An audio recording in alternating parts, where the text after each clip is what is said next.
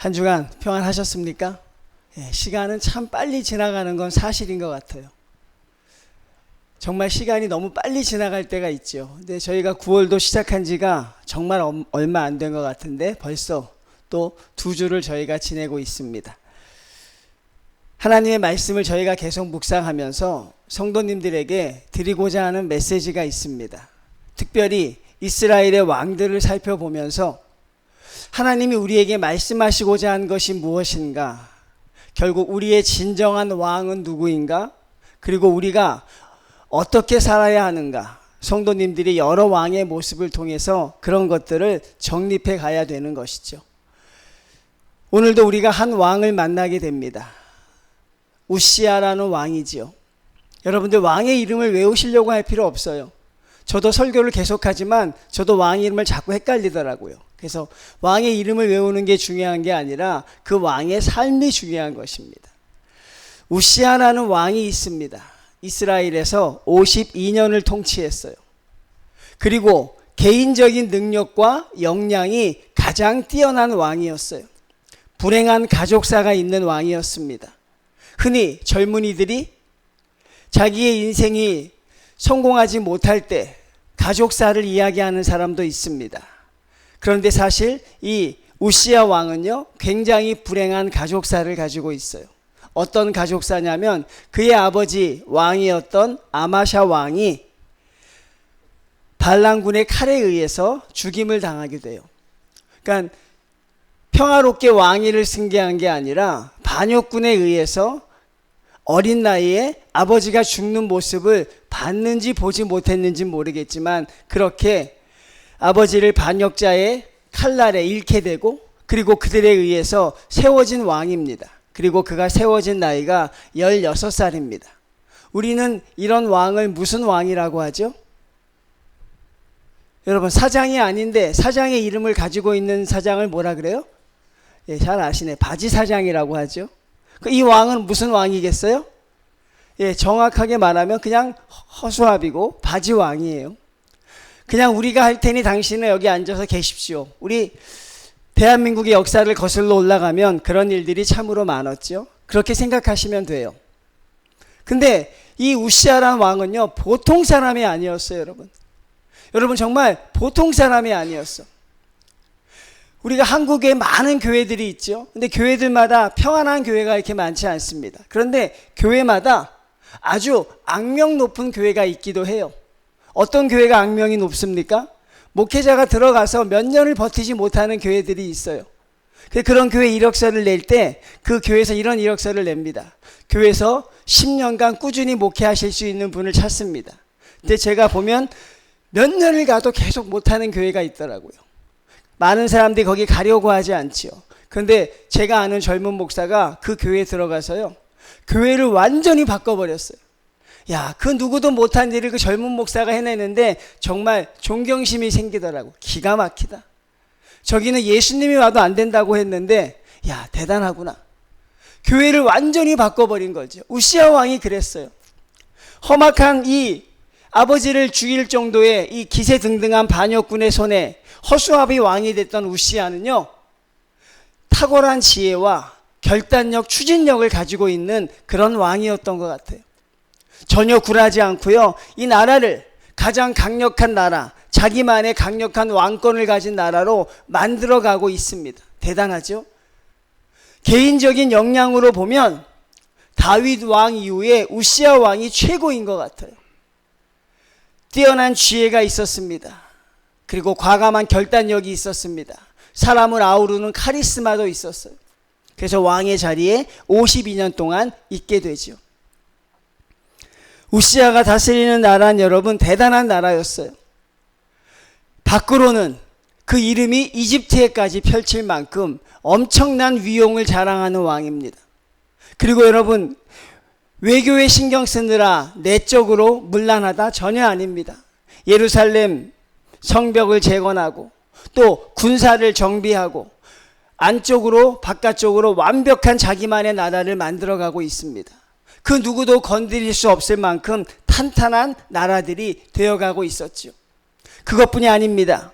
이 우시야 왕을 굳이 우리 나라 조선의 왕으로 비교하자면 어떤 왕과 비교할 수 있을까? 가끔 비교한 내용들이 있는데 보면 세종대왕과 비교하는 사람도 있어요. 그만큼 탁월하다는 것이죠. 많은 무기들을 만듭니다. 생각지도 못한 신무기들을 만들어서 그 지역의 모든 나라들을 정벌하기 시작해요. 블레셋이 우시아에게 무릎을 꿇습니다. 모압과 암몬도 와서 조공을 바치기 시작합니다. 우시아에게 대적할 만한 나라가 존재하지 않을 만큼 강력한 왕권과 강력한 군사력, 통치력, 모든 것을 갖춘 이 왕의 모습을 보게 되죠. 그럼 우시아 왕이 왜 이렇게 되었을까? 성경은 그걸 여러분 정확하게 설명하고 있어요. 여러분 아시겠습니까? 우시아가 왜 이렇게 강력한 왕이 됐을까요? 26장 4절을 보면 그 이유를 설명하는데 새로운 이유는 아닙니다. 여러분이 들어보시면 아 이거구나라고 생각할 만큼 4절 우시아가 그의 아버지 아마샤의 모든 행위대로 하나님 보시기에 정직하게 행했다. 할렐루야. 여러분 다른 답을 기대했던 건 아니죠? 뭐 특별한 비법을 알고 싶었던 게 아니죠? 하나님 백성이 성공하는 비결은 요거 하나밖에 없어요. 하나님 백성이 형통하는 길은 이거 하나밖에 없습니다. 다른 방법이 없어요. 첫 번째 무엇입니까? 하나님 보시기에 정직하게 행했다. 두 번째 5절입니다. 하나님을 찾았고 하나님을 찾을 동안에는 하나님이 형통하게 하셨더라. 이 우시아 왕이 이런 강력한 성공을 이룰 수 있었던 이유는 성경을 단 두 마디로 정리합니다. 첫 번째, 하나님 앞에서 정직했다. 두 번째, 하나님을 찾았다는 것입니다.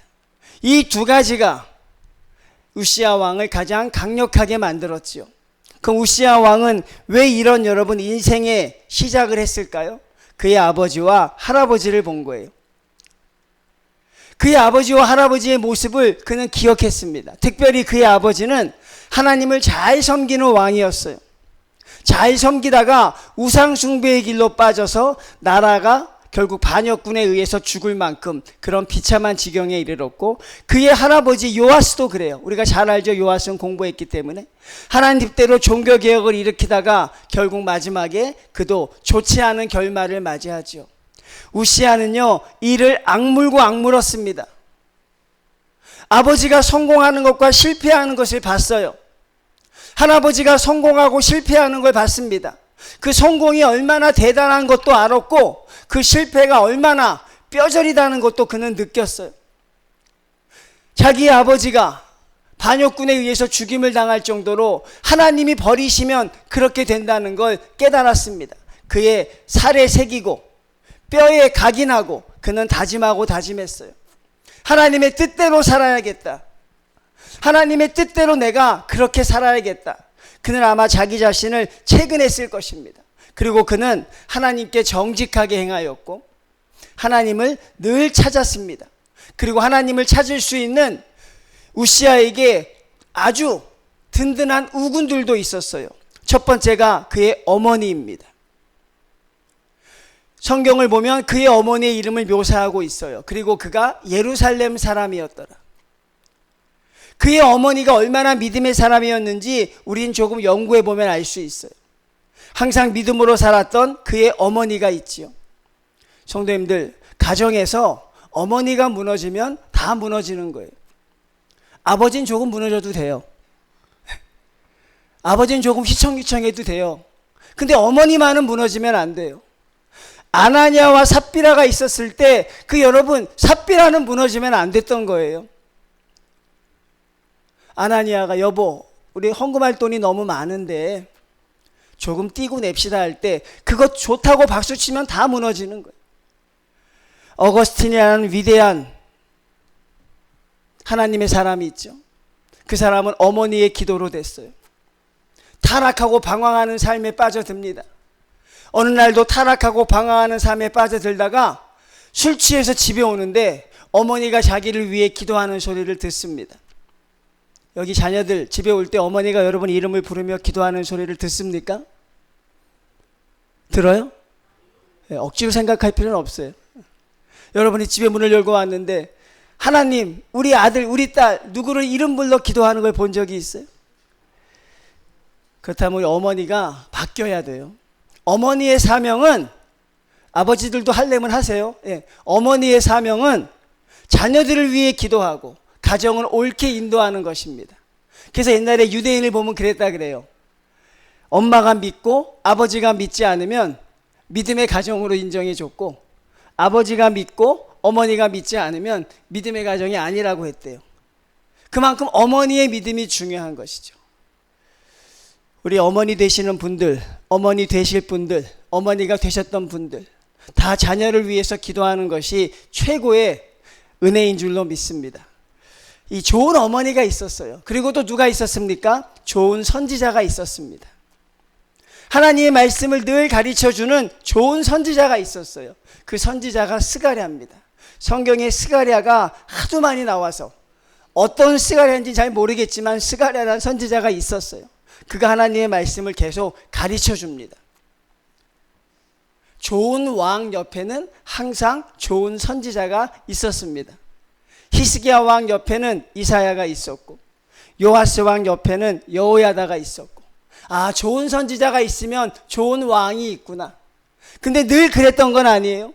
불세출의 선지자 엘리야가 있음에도 불구하고 아합이라는 왕이 태어난 건 우리가 한번 생각해 봐야 되는 것이죠. 좋은 어머니와 좋은 선지자를 통해서 그는 믿음으로 잘 양육해 갑니다. 하나님이 그의 길을 형통하게 하십니다. 놀라운 은혜지요. 우리 성도들이 너무나도 간단한데 우리가 잊고 있는 것, 내가 성공하려면 어떻게 해야 될까? 우리 청년들 그 길을 찾습니까?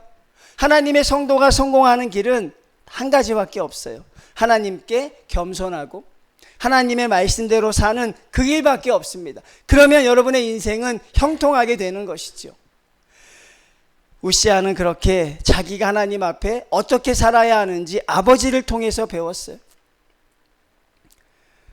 어느 목사님이 그런 이야기를 하더라고요. 자녀들은 부모의 말대로 살지 않는다. 부모의 삶대로 산다. 참 무겁게 들었어요, 그 얘기를.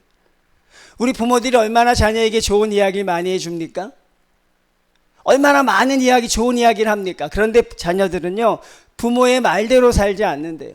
어떻게 사냐면 부모가 살아온 대로 산다는 것이죠.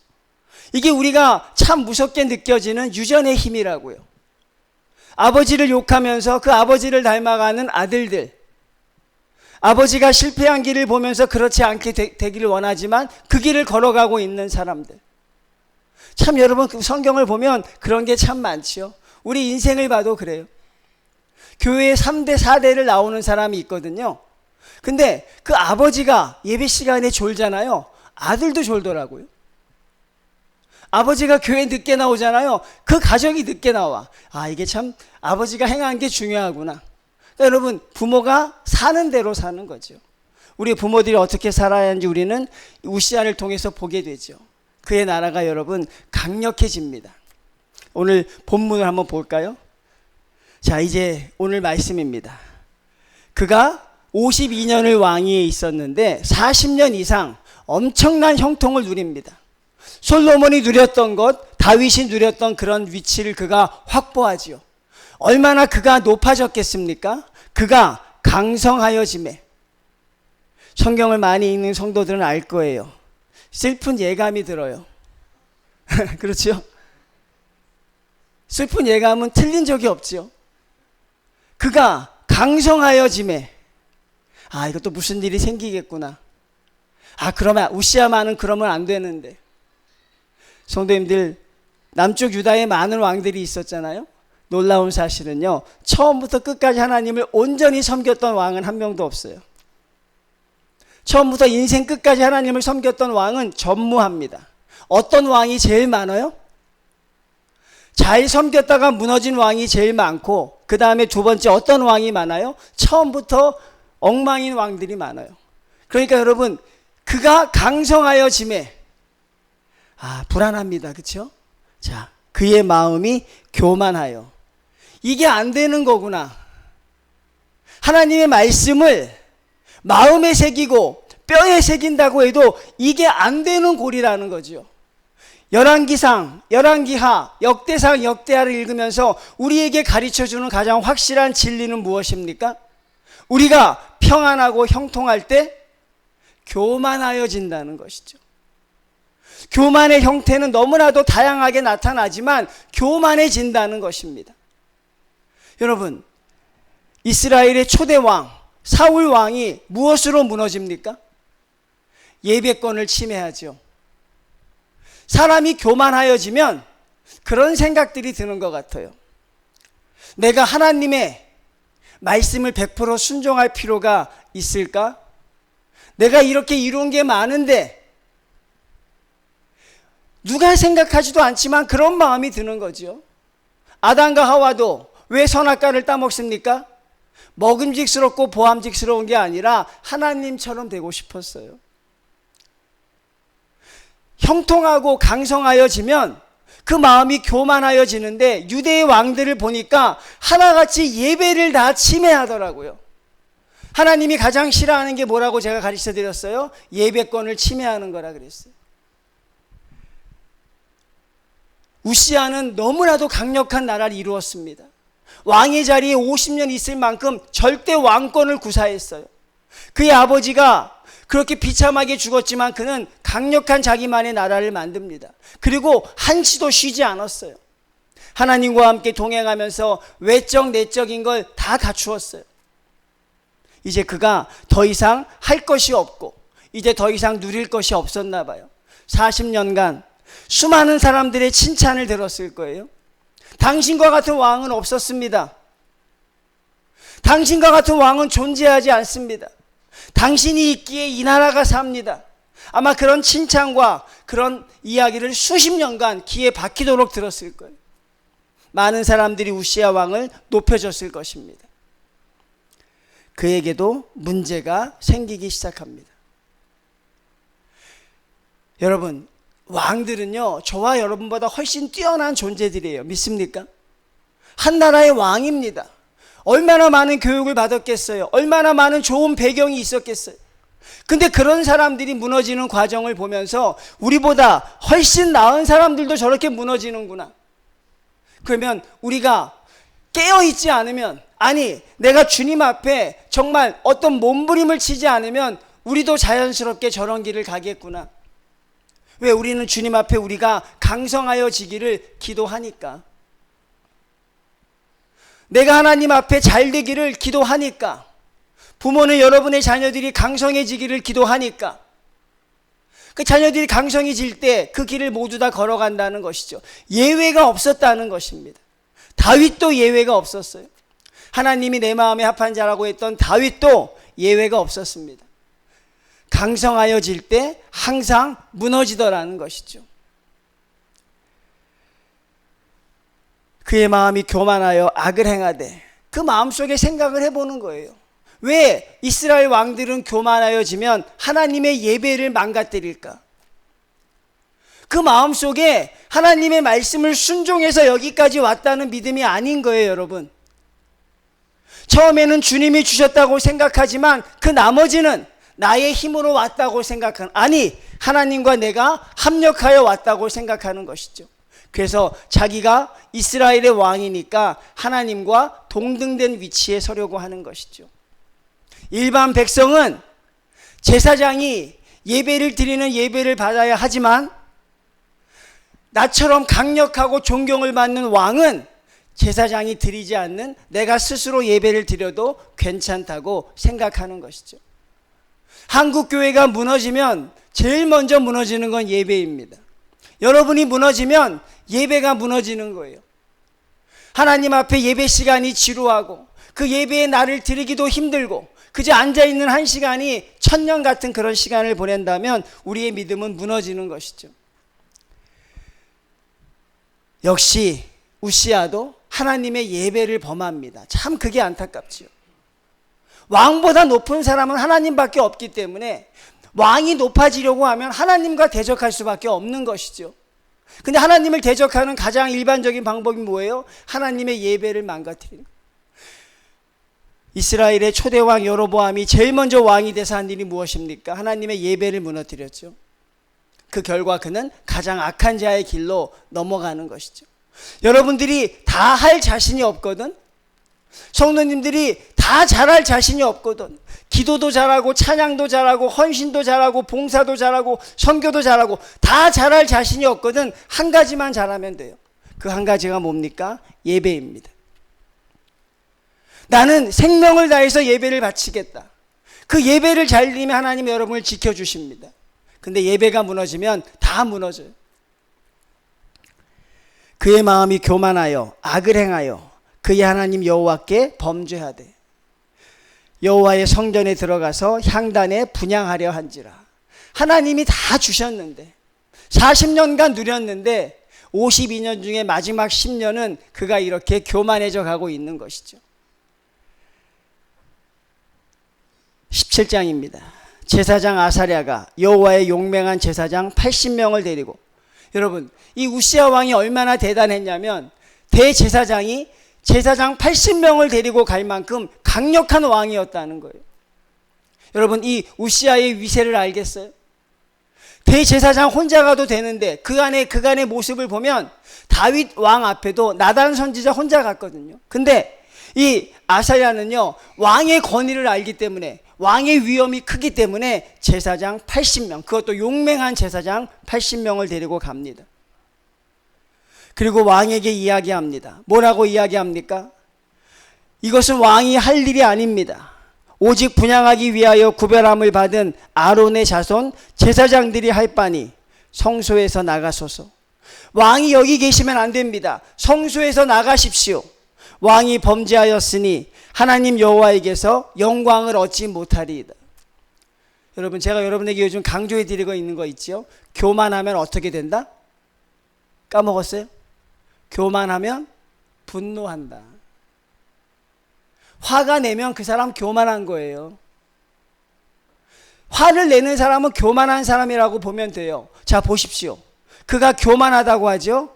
어떻게 합니까? 19절 우시야가 손으로 향로를 잡고 분향하려 하다가 뭐를 내니? 이 법칙이 틀리질 않는다고요. 화를 내는 건 여러분의 성격이 아니라고요. 적어도 교회에서 화를 내는 건 여러분의 성정이 아니라 여러분이 교만하다는 거예요.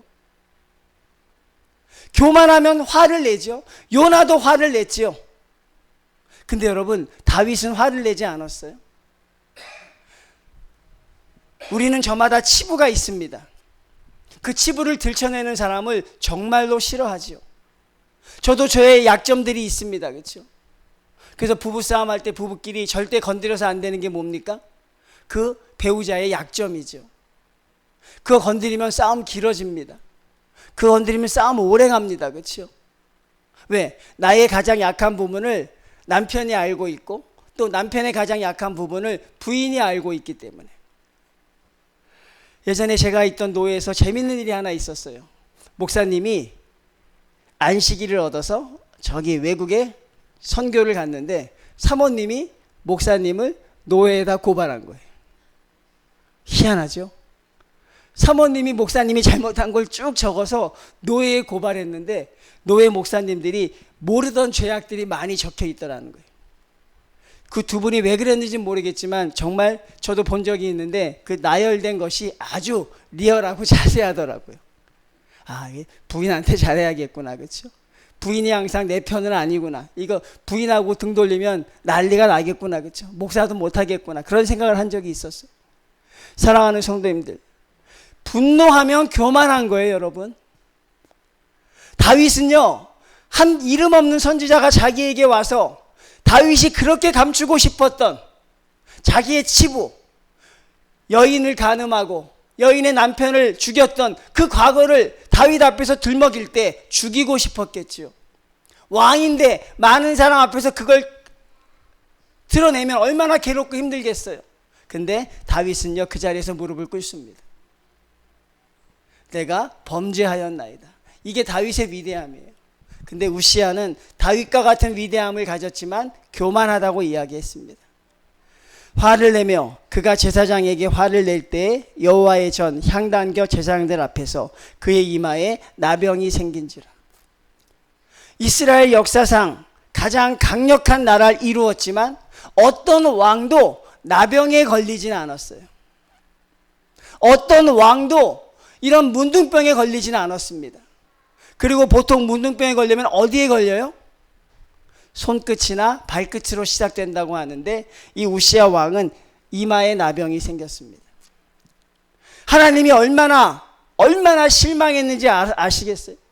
모든 걸 다 주었는데 열악한 16살의 왕이 올라서 그 왕권도 지키지 못하는 왕을 들어서 가장 강력한 왕의 자리에 올려놓았는데 40년간 그에게 형통함을 주었는데 그가 하나님에게 반응하는 것은 하나님의 예배를 무너뜨리는 거였어요. 그리고 충고하는 사람들을 향해서 화를 내기 시작합니다. 이마에 나병이 생기게 되죠. 놀라운 일이었습니다. 왜 이마에 나병이 생겼을까요? 모든 사람들이 볼 수 있도록, 모든 사람들이 하나님의 경외함을 가질 수 있도록 이마에 나병이 생기게 된 것이죠. 사랑하는 성도님들, 열왕기서를 보면 항상 우리가 느끼게 되는 게 똑같은 과정을 겪어요. 이 지긋지긋한 과정이에요. 처음에 하나님께 순종합니다. 형통함을 누립니다. 하나님이 주시는 형통함을 가지고 하나님께 영광을 드리지 못해요. 교만합니다. 그리고 끝이 안 좋게 항상 마무리됩니다. 이 지긋지긋한 루틴을 오늘날 저와 여러분도 똑같이 겪고 있는 거예요. 하나님께 기도해서 하나님이 기도에 응답을 해주시면 더욱더 감사해야 되는데 응답이 되면 그 자리에서 우리는 교만해지죠. 나오던 기도를 하지 않게 됩니다. 드리던 예배를 드리지 않게 돼요. 그리고 내 나름대로 열심히 살아가다 또 무너지죠. 근데 하나님의 예배를 건드리면 안 되는데 우시야 왕은 여러분 뭘 알 수 있어요? 자기 아버지에게서 무엇을 배웠는지는 알겠지만 성경을 읽지 않았던 것 같아요. 강력한 나라를 이루었지만 자기의 가족사에서 아버지의 교훈을 받았지만 성경을 읽지 않았을까? 왜? 사울 왕이 어떻게 무너졌는지를 우리는 알지 않습니까? 사울 왕이 어떻게 무너졌어요? 사무엘 선지자와 함께 예배권을 범하지 않았습니까? 그리고 하나님이 그를 버렸습니다. 여로보암이 어떻게 무너졌는지 성경을 보면 알 수 있는데 그는 그것을 알지 못했던 것이죠. 우리가 어떤 시험이나 자격증을 치를 때 제일 먼저 하는 게 뭐예요? 기출문제를 먼저 풀어보죠. 이게 기본적인 루트입니다. 수능을 봐도 작년 수능의 문제를 풀어봅니다. 어떤 자격증 시험을 봐도 그걸 풀어보죠. 풀었던 문제를 틀리는 사람은 그 시험에 합격할 수가 없어요. 가장 억울하고 안타까운 게 풀었던 문제를 틀리는 거죠. 우시야는요, 이스라엘의 왕들이 어떻게 무너져가는지 알면서도 하나님이 가장 싫어하는 게 무엇인지 알면서도 그 길을 걸어가고 있어요. 어떻게 망했는지 뻔히 아는데 성경 말씀을 통해 하나님이 여러분에게 주시는 것들이 있어요. 그것을 알면서도 그 죄악의 길로 들어가는 사람이 가장 불쌍한 것이죠. 우시야 왕은요, 그렇게 죄악의 길로 들어섭니다. 그리고 나병이 들게 돼요. 하나님이 주셨던 그 은혜와 모든 걸 이렇게 그는 잃어버리고 말. 여러분, 우리가 깨어있지 않으면 여러분 그냥 느슨하게 편안하게 있으면 누구나 다 이 길을 걸어간다고요. 누군가 강성해졌을 때 오늘 제가 제목을 정했잖아요. 최고의 자리에서 최고의 영광을. 최고의 자리에 올랐던 인물들은 참 많습니다. 성경에서 최고의 자리에 올랐던 인물도 많고 한국 교회, 한국 기독사를 통해서 하나님이 최고의 자리에 올려주셨던 기독교인들은 참 많을 거예요. 근데 그 자리에서 최고의 영광을 돌리는 사람은 거의 없어요. 최고의 자리에서 하나님께 최고의 영광을 들린 사람, 기억나는 사람이 있습니까? 우리가 하는 모든 간증이 최고의 자리에서 내려왔다는 간증이죠. 하나님이 여러분과 저를 최고의 자리에 올려주셨을 때 최고의 영광을 돌릴 수 있는 사람이 되어야 한다는 것입니다. 그러기 위해서 우리는 깨어 있어야 돼요. 하나님 말씀 앞에서 몸부림쳐야 합니다. 아버지의 잘못을 알면서도 아버지의 길로 걸어가는 이런 자녀가 되지 않기 위해서 우리는 주님 앞에 기도해야죠. 그 대단하던 우시야 왕도 나병이 드니까 어떻게 돼요? 그 지역에서 격리될 수밖에 없어요. 여러분, 이 문둥병, 나병이 뭐지요? 느끼지 못하는 병이에요. 찔러도 아프지 않고 때려도 따갑지 않다는 거예요. 교만한 사람들이 영적인 문둥병과 자주 비교하죠. 하나님의 말씀을 들어도 아프질 않아요. 하나님의 말씀이 찔러도 아무렇지도 않아요. 그 생명을 거는 말씀을 하는데도 꾸벅꾸벅 졸 만큼 대단하다고요. 왜? 뜨거운지 모르거든요. 그래서 여러분, 하나님이 이 우시야 왕에게 그 표본을 보이기 위해 나병을 준 거예요. 그의 말년이 어떻습니까? 우시야 왕이 죽는 날까지 나병 환자가 되었다. 여러분, 이게 상징하는 게 커요. 그가 68세에 죽었는데 10년 정도 기간이 있었는데 죽는 날까지 나병 환자가 됐다는 것은 회개하지 않았다는 거죠. 하나님이 주신 병은 회개하면 고쳐주시죠. 나아만 장군의 병도 나아만이 엘리사의 선지자 말을 들었을 때 고침받았죠. 10명의 문둥병자도 주님 앞에 구할 때 고침받았죠. 근데 우시야가 죽는 날까지 비참한 삶을 살면서도 나병 환자로 있었다는 것은 뭐예요? 끝까지 회개하지 않았다는 거죠. 무섭죠, 성도님들? 이렇게 추락할 수 있을까? 그럼 우시야 왕의 과정에 뭐가 있었던 거예요? 교만이라는 게 있었던 거죠. 교만은 하나님을 하나님으로 인정하지 않습니다. 내 몸이 썩어 무너져 가도 하나님께 기도하지 않아요. 아사 왕이 그러했고 솔로몬이 그러했지요. 끝날까지 그는 하나님께 회개하지 않고 그 인생을 마치게 됩니다. 성도님들, 절대 교만하면 안 되는 거예요. 그럼 내가 교만한가 아닌가 쉽게 테스트할 수 있는 게 제가 분노라 그랬잖아요. 나에게 화가 있는가? 내가 화를 잘 내는가? 교만하다는 거죠. 교만하면 결국 하나님과 하나님의 자녀가 될 수 없다는 사실을 우리에게 보여줍니다. 그는 여러분 왕의 자리에서 쫓겨나서 왕궁에서 쫓겨나 별궁에서 거합니다. 그리고 죽어서도 왕실의 무덤에 들어가지 못해요. 이처럼 대단했던 왕이 그 마지막에 그렇게 되었죠.